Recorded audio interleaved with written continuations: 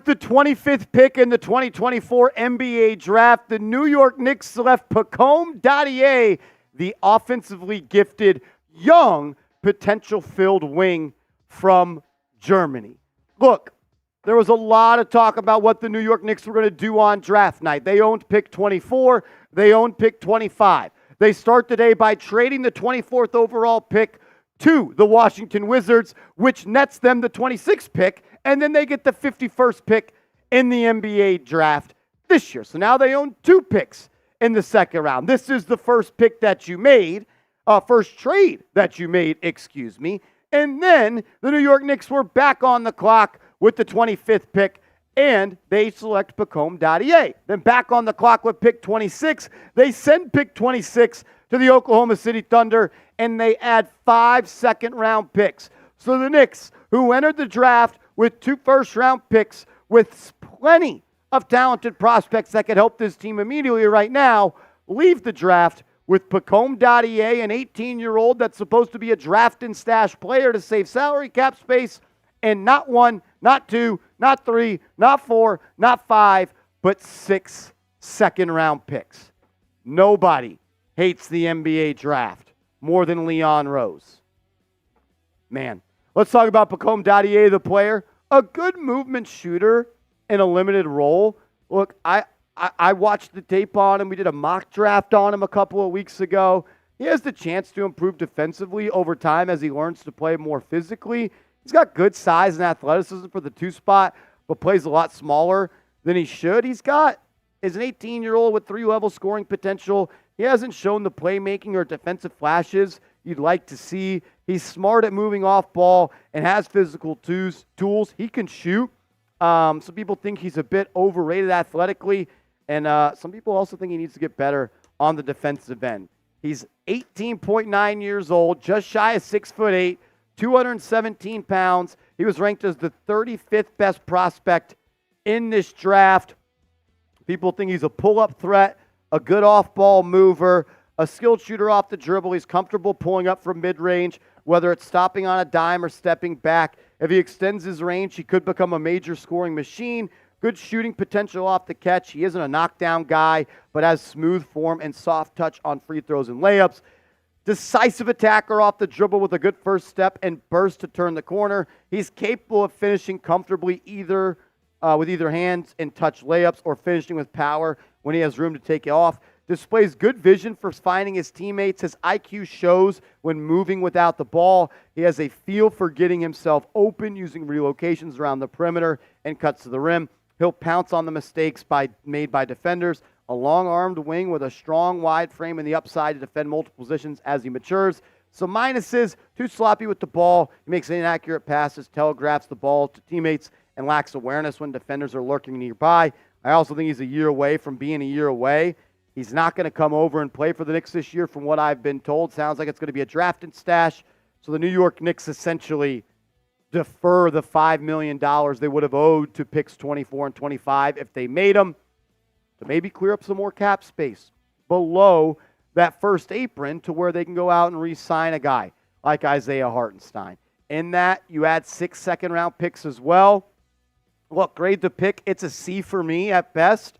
I thought there were players out there that the New York Knicks could have selected that would have helped them. We'll talk more about that around the corner and what this means for the future of the New York Knicks. But first, I got to give a major shout-out to today's sponsor, Chubbies. Go to chubbyshorts.com/chat. Use that promo code chat, and Chubbies will give you 20% off your purchase. With summer here, now is the time to get hooked up with our proud sponsor, Chubbies. All that information will be clickable down in the comments and description of today's show. Look, Chubbies is a lifestyle apparel brand that makes every moment feel like a vacation. They say fashion is an expression of one's character, so why not let the world know you're down for a good time? For a limited time, Chubbies is giving Knicks Now listeners 20% off your order with our exclusive code CHAT. Use code CHAT at chubbyshorts.com/chat. Chubbies offers a variety of high-quality men's apparel, from super stretchy shorts and swim trunks in 3 short inseam lengths to pants, polos, and button-down shirts for when you need to hit up your favorite weekend brunch spot Embrace the spirit of endless summers with Chubbies, the ultimate destination for bold, vibrant, and outrageously comfortable clothing. Whether you're getting dressed for your workday, a workout, a weekend getaway, Chubbies has you covered. For a limited time, Knicks Now listeners get 20% off when you use the code chat at chubbyshorts.com/chat. That's code chat at chubbyshorts.com/chat. I'm someone that's always had a tough time finding good bathing suits, shorts, pants that fit. That was until I got hooked up with Chubbies. You can do the same. chubbyshorts.com/chat, promo code chat, get 20% off your purchase. Last year in 16 minutes per game, the 18-year-old from overseas averaged 7.1 points per game, 2.7 rebounds, shot 43% from the field, and 33% from three. I already read that, so we could just kind of skip that one on that. Look, overall, what do I have to say about this is the New York Knicks have decided to punt on the NBA draft once again. There were players on the clock or on the board when the Knicks were on the clock that could have helped them right now. Tyler Kolek fills the need of a backup point guard that can carry this offense from time to time when Jalen Brunson sits down. Kyle Filipowski is a center that could have given you some diversity at that position that could stretch the floor and knock it down from outside. Ryan Dunn, a CAA client, one of the best defenders in this class, could have added another guy at 6'8" that gave you versatility on the defensive end and a true wing off the bench, which you don't have. You don't have a wing off the bench. I know you got Anunoby and I know you got Bridges, but Josh Hart's 6'4", 6'5" on a good day. Dante DiVincenzo, 6'4". Like, you don't have that much size. You don't have a backup power forward. Maybe the New York Knicks are going to fill out their roster through the veteran minimum market. There's going to be more moves having to come because you don't want to be hard capped.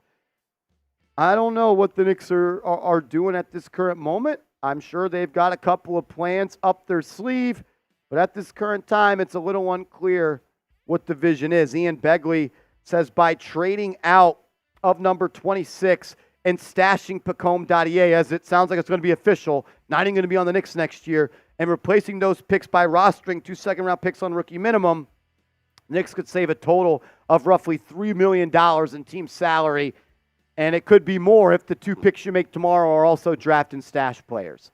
And maybe they trade out of the second round and add future second-round picks, and they could save up to $5.5 million. The New York Knicks are in a salary cap crunch. If they aren't able to change the trade package that's going to Brooklyn to acquire Mikal Bridges, you're going to be hard capped at that first apron, which is going to make it almost impossible to sign Isaiah Hartenstein. But maybe with these moves, they create more cap space and it gives them an ability to re-sign the big man. Knicks really weren't in a spot to lead this draft with 2 players that were going to be on the team, but man, it's just same song, same dance. They're never going to draft people with Leon Rose and Tom Thibodeau, it seems like. This will be the 2022 draft, 2023 draft, and 2024 draft. 3 drafts in a row, the New York Knicks do not have a first-round pick play for them. I get why they're doing it. Creating money, creating roster flexibility, finding a way to try to increase the likelihood of re-signing Isaiah Hartenstein. So I get that, absolutely. The only way I think you do this is if you get to a certain number, you're going to be able to re-sign Hartenstein. Because why are you doing all this and not and drafting players that could potentially be replacements at that cheap number? We're going to find out, though, very, very soon. Knicks have 2 picks tomorrow, pick 51 and pick 38. Do they make a pick, and will those picks, if they do make them, be on the roster next year? I think that's the question you got to ask at this point. Will the picks they make be on the roster, or will they be more draft and stash players? Let me know, yes or no. Make sure you are following me on social media. Another place you could stay up to date on everything New York Knicks at @MarshallGreen_. Hit me up over there. And the offseason is just getting underway.